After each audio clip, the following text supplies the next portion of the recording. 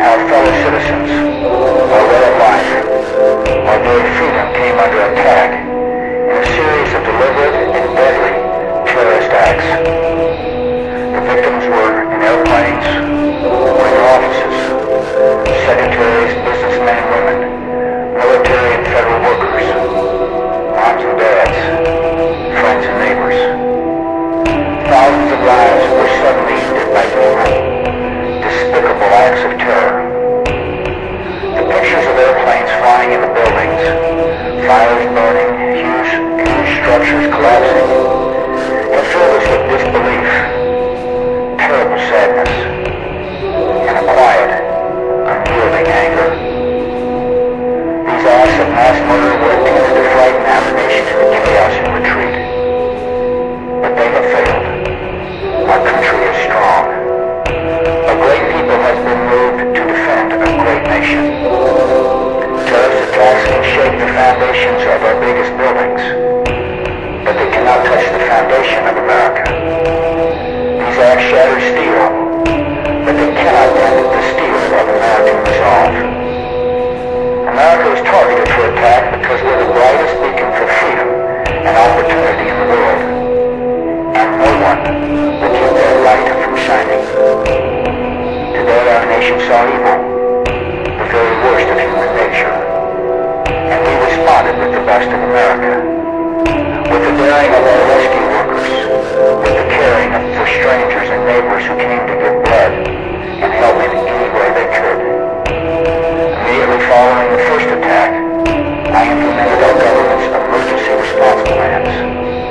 Our military is powerful and it's prepared. Our emergency teams are working in New York City and Washington, D.C. to help with local rescue efforts. Our first priority is to get help to those who have been injured and to take every precaution to protect our citizens at home and around the world from further attacks. The functions of our government continue without interruption. Federal agencies in Washington, which had to be evacuated today, are reopening for essential personnel tonight and will be open for business tomorrow. Our financial institutions remain strong, and the American economy will be open for business as well. The search is underway for those who are behind these evil acts. I've directed the full resources of our intelligence and law enforcement communities to find those responsible and to bring them to justice. We will make no distinction between the terrorists who committed these acts and those who harbored them. I appreciate so very much the members of Congress who have joined me in strongly condemning these attacks. And on behalf of the American people, I thank the many world leaders who have called to offer their condolences and assistance. America and our friends and allies join with all those who want peace and security in the world, and we stand together to win the war against terrorism. Tonight I ask for your prayers for all those who grieve, for the children whose worlds have been shattered, for all whose sense of safety and security has been threatened. And I pray they will be comforted by a power greater than any of us, spoken through the ages in Psalm 23. Even though I walk through the valley of the shadow of death, I fear no evil, for you are with me.